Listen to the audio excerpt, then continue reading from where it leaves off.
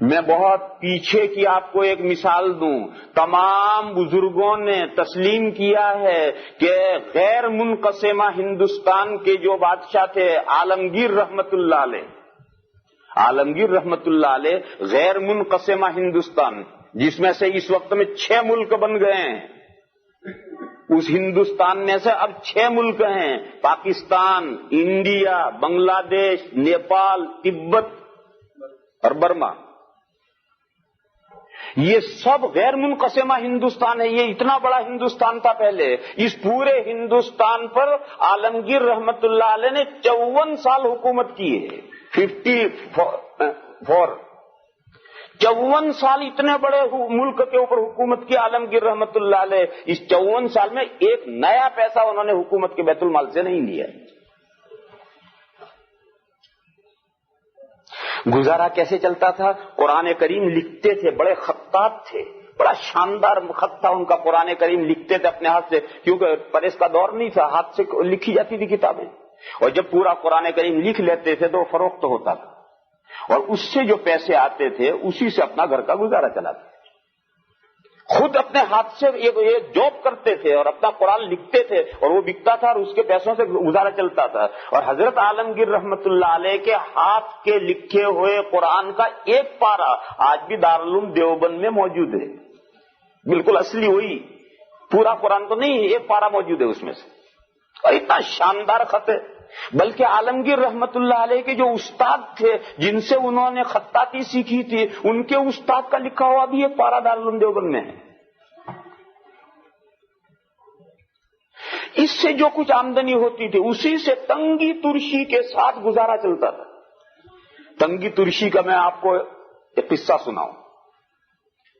عالمگیر رحمت اللہ علیہ کے یہاں ایک تو سرکاری لنگر خانہ تھا، لنگر خانہ یعنی خوب کھانا پکتا تھا اور ضرورت مندوں کو غریبوں میں تقسیم ہوتا تھا، ہزاروں آدمی، سینکڑوں ہزاروں آدمی روزانہ کھاتے تھے، لنگر خانہ کہتے ہیں اردو میں اسے۔ ایک تو سرکاری لنگر خانہ تھا، اور ایک حضرت کا اپنا ذاتی باورچی خانہ تھا، کچن۔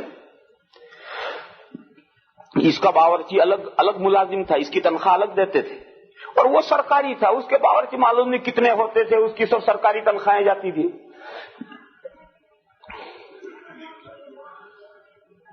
صورتحال یہ تھی کہ حضرت کے ذاتی باورچی خانے میں جو بھی ملازم آ کر رہتا تھا وہ چند دنوں میں اپنے ٹرانسفر کروا لیتا تھا اور وہ سرکاری باورچی خانے میں چلا جاتا تھا۔ حضرت کے یہاں کوئی باورچی رکتا ہی نہیں تھا۔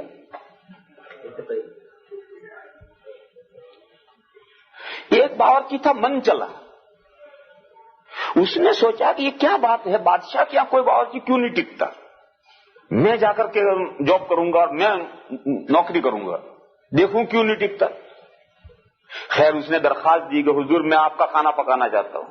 عالمگیر رحمت اللہ علیہ نے کہا کہ بھئی ہمارے یہاں 1 مہینہ زیادہ باورچی ٹکتا ہے اور پھر بھاگ جاتا ہے اور سرکاری لنگر خانے میں چلا جاتا ہے، تم بھی یہی کرو گے؟ اس نے کہا نہیں حضور میں تو مروں گا وہاں تک یہیں رہوں گا، جاؤں گا نہیں۔ حضرت نے کہا بولو عہد و پیمان ہے، اس نے عہد و پیمان کر لیے۔ خیر باورچی رہ گیا۔ اب حضرت عالمگیر رحمت اللہ علیہ کا طریقہ یہ تھا کہ روزانہ 1 سیر تول کر کھچڑی پکتی تھی، کچی کھچڑی تول کر 1 سیر یعنی 500 گرام پکتی تھی، اور جب پک کر تیار ہو جائے تو 2 حصے کر کے آدھی حضرت کے دسترخوان پر چلی آتی تھی اور آدھی گھر میں چلی جاتی تھی ملکہ کے لیے، حضرت کی اہلیہ کے لیے، اور دیگچی میں کچھ نہیں۔ اب باورچی کا تو وہی دیگچی میں جو بچتا ہے وہی اصل آمدنی ہے۔ تو روز کا یہی معمول کہ 1 سیر کھچڑی پکتی ہے، آدھی وہاں چلی گئی، وہ عالمگیر رحمت اللہ علیہ نے کھا لی، وہاں پلیٹ میں کچھ نہیں بچا، آدھا گھر میں چلا گیا، وہ وہاں ختم ہو گیا، باورچی صاحب بیٹھے۔ خیر چلتا رہا، 1 مہینہ گزر گیا، 2 مہینے گزر گئے، تو یہی معمول ہے، معمول ہی نہیں بدلتا۔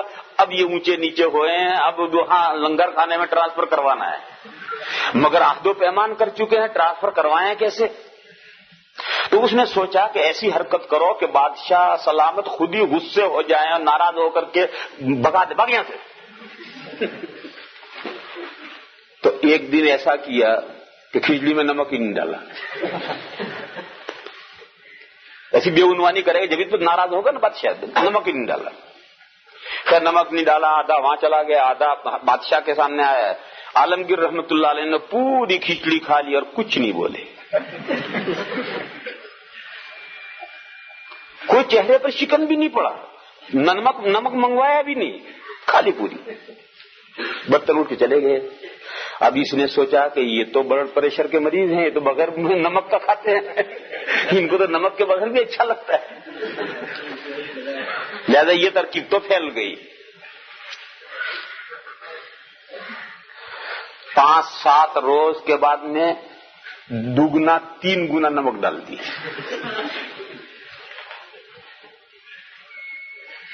پھر وہ آدھی کھچڑی وہاں چلی گئی, آدھی بادشاہ کے یہاں چلی گئی. اب کے حضرت نے ایک لقمہ اٹھا کر کھایا تو ایک نظر اسے دیکھا اور کچھ نہیں کہا, کھاتے تو پوری کھا لی. اب یہ سوچتا کہ ادھر کی بھی پھیل گئی. جب برتن اٹھانے کے لیے آیا تو اسے یہ کہا کہ کل 1.5 سیر کھچڑی پکائی ہو اور جتنی گھر میں جاتی ہے اتنی گھر میں بھیجی ہو اور باقی ساری میرے یہاں لے آئی. اب یہ کچھ سمجھا کچھ نہیں کہ کیا مقصد ہے. خیر اس نے تول کر 1.5 سیر کھچڑی پکائی اور گھر میں جتنی جاتی تھی وہ گھر میں گئی اور باقی ساری 1 سیر حضرت کے یہاں آ گئی. تو حضرت نے حسب معمول جتنا کھاتے تھے اتنا کھایا اور آدھی بچ گئی. جو وہ برتن اٹھانے آیا تو اس سے کہا کہ دیکھو یہ ہمارا جوٹا ہے, یعنی ہمارے کھانے میں سے بچا ہوا ہے, اس کے 9 حصے کرو اور ہمارے 9 رتنوں کو ہدیہ دے کر آؤ.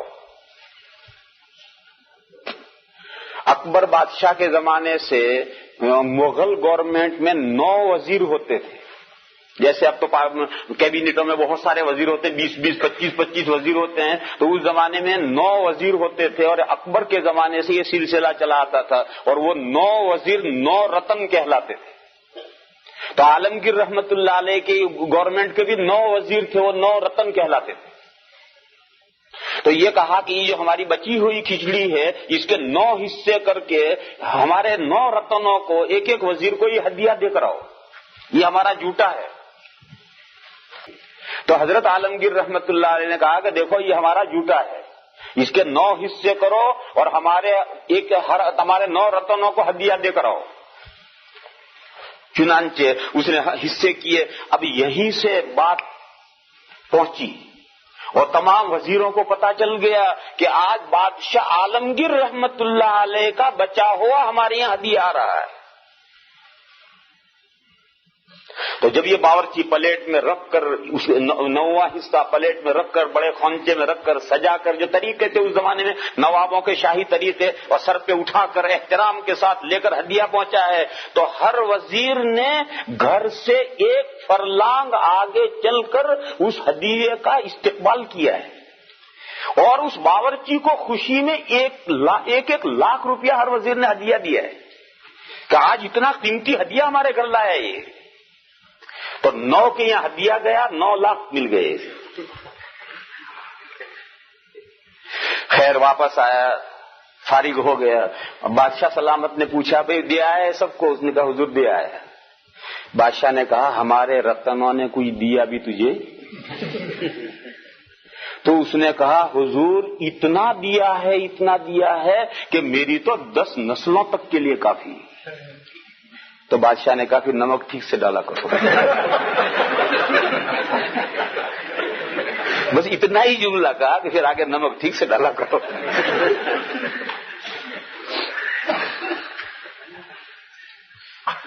لا الہ الا اللہ العلی الکریم. یہ زندگی تھی ان کی. عالمگیر رحمت اللہ علیہ کے حالات میں لکھا ہے کہ اس پوری زندگی میں ان کے پاس بستر لیٹنے کے لیے کوئی گدا اور بستر تھا ہی نہیں. پوری 50 سال اسی چٹائی ہی پر لیٹے ہیں. کیوں؟ ان کے پاس آمدنی تھی نہیں اتنی کہ جس میں سے, اور حکومت کتنی بڑی حکومت کے بادشاہ ہیں, کرو فر کے ساتھ حکومت چل رہی ہے, خوب ٹھاٹ سے چل رہا ہے. اور حکومت کے مال کا بھی حال کیا ہے, کتنی احتیاط سے حکومت کا مال, دیکھو اس زمانے میں جیسا آج کل کا زمانہ ہے نا، آج کل آرٹس کا زمانہ ہے، تمام لغویات پر حکومتیں خوب انعام دیتی ہیں، یہاں اسپورٹس پر اور اس پر بھی، اور ناچ پر بھی، اور گانے پر بھی بڑے بڑے انعامات ملتے ہیں۔ اس زمانے میں شاعری کا دور تھا، شاعر قصیدے کہہ کر کے بادشاہ کی تعریف میں قصیدے کہہ کر لاتے تھے، اور قصیدے سن کر بادشاہ مگن ہوتے تھے، بڑے بڑے انعامات دیا کرتے تھے۔ عالمگیر رحمت اللہ علیہ جب تخت حکومت پر بیٹھے ہیں، بادشاہ بنے ہیں، تو سارے ملک کے بڑے بڑے شعراء بڑے شاندار قصیدے کہہ کر کے، وہ فارسی کا دور تھا، فارسی میں قصیدے کہہ کر کے لے کر کے حاضر ہوئے۔ بادشاہ کو سنانے کی اجازت مانگتے ہیں، بادشاہ کے یہاں سنانے کی اجازت ہے ہی نہیں، کوئی اجازت ملتی نہیں کسی کو، کیونکہ ان کا قصیدہ سنیں گے تو انعام دینا پڑے گا۔ انعام کا میرے باپ کے گھر سے دوں گا، کہاں سے دوں گا میں؟ حکومت کا بیت المال، عالمگیر نے کہا میرا مال تھوڑا ہی ہے، میں ان کا قصیدہ سنوں گا تو انعام میں کہاں سے دوں گا؟ میرے پاس تو کچھ ہے ہی نہیں، اور سرکاری خزانہ میرے باپ کا تھوڑی ہے کہ جس کو جاؤں اتنا دے دوں۔ کسی کو اجازت نہیں مل رہی۔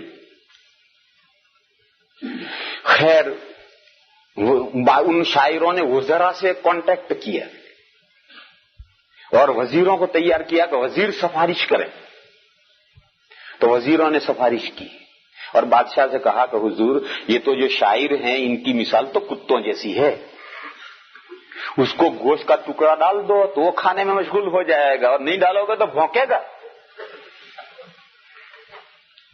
یہ تو شاعروں کی زبان بند کرنی ضروری ہے، ورنہ یہ تو اگر برائی میں انہوں نے اگر قصیدے کہنے شروع کر دیا تو ساتویں زمین کے پاتال میں اتار دیں گے۔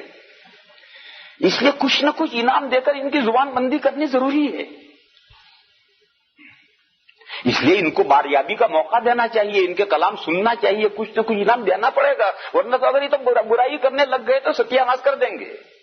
اس زمانے میں شاعروں کی صورتحال ایسی تھی جیسے آج کل میڈیا کا مسئلہ ہے، جرنلسٹ کا جو ہے، اگر جرنلسٹ کسی کے پیچھے پڑ جائے تو اس کو ستیہ ناش کر دیں۔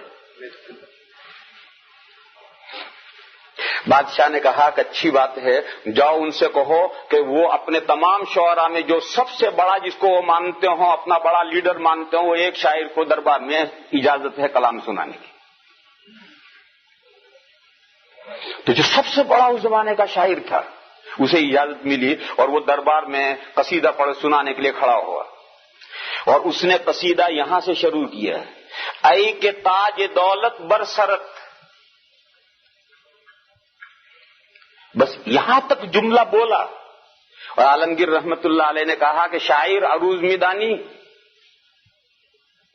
کہا اے شاعر فن عروض جانتا ہے؟ فن عروض میں وزن ہوتا ہے، وزن کے اوپر شعر کو کاٹا جاتا ہے۔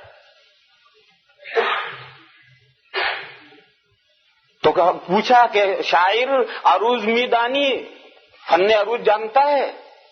اب اس نے جو ایک دم اپنے دماغ کے اندر تختی کی، تو تختی میں کیا، اے کہ تاج دو، یہ تو ادھر چلا گیا، اور لت برسر ادھر چلا گیا،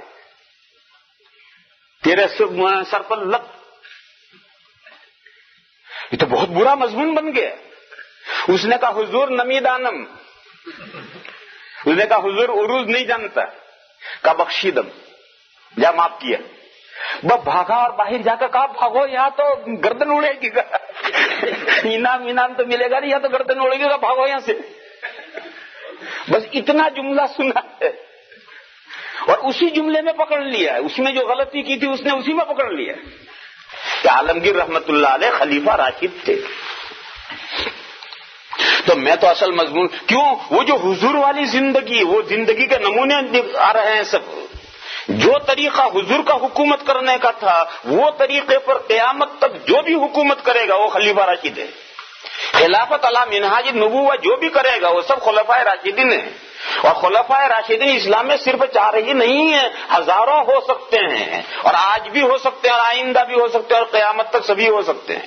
اور وہ جو 4 خلفائے راشدین ہیں وہ تو بالکل حضور سے متصل آئے ہوئے ہیں۔